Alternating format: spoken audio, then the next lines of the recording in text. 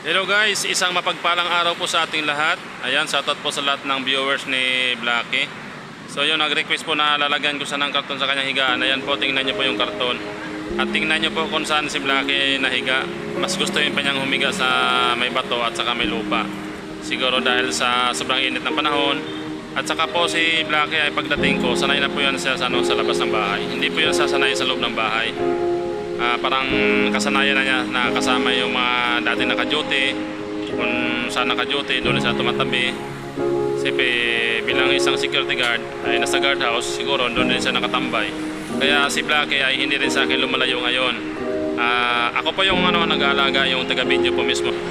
Maraming salamat po sa suporta niyo kay Blacky. Sana po pakishare po ng video natin at pakisubscribe po, at malaking tulong po yan sa ating channel mga idol. Sa lahat po, at siyempre salamat din po sa mga nagbabas dito sa atin, kasi baka sabihin nyo lagi na lang si Blacky yung aking pinapakita, kasi ina-update yung si Blacky para makita ng ating mga viewers, kasi marami pong nagre-request na i-update din natin. Balak ko po sana na hindi ko na sa i-upload, kaso may nag-comment po sa atin ng mga dog lover natin na hayaan ko ng mga buzzer, tapos i-update lang si Blacky kung anong kalagayan niya. Yan po, maraming salamat po sa nagbigay ng lakas ng loob sa pag-update natin kay Blacky. God bless po sa ating lahat.